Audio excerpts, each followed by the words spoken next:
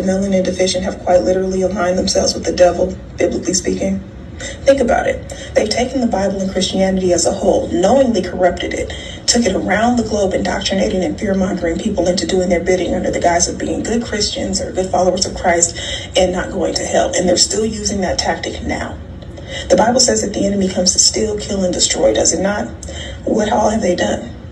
They've stolen everything. They've stolen land, people, money, credit for other people's work, finite resources. Right now, they're actively stealing history by rewriting it and whitewashing it and eradicating anything that paints them in a negative light.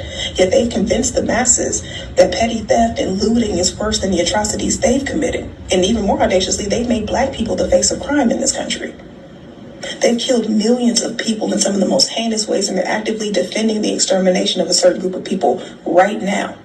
They're destroying the planet, burning the Amazon, which are the lungs of the earth, killing us off to make more money. And then they go to the pulpit on Sunday and preach about how the love of money is the root of all evil.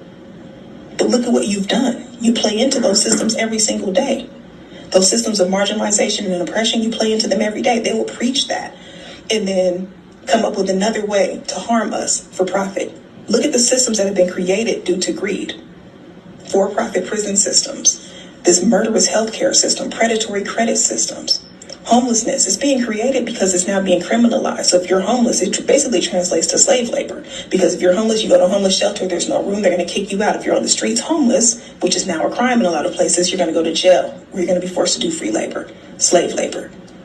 They'll say all of these things and then stand on these type of principles. I still look at them as symbols of success. I don't look at them and aspire to be anything that they are, have anything that they have, because I know how they've come to acquire it. And y'all, this may be a little harsh, but it's time for everybody to grow the fuck up. Religious principles are keeping us back. And I'm not saying that everything in the Bible is wrong. There's certain things that I apply. But there are certain tenets of that faith that I'm not going to apply to my life because they don't resonate with me. When it comes to helping the poor, loving people, not judging people, you know, the actual teachings of Christ, absolutely.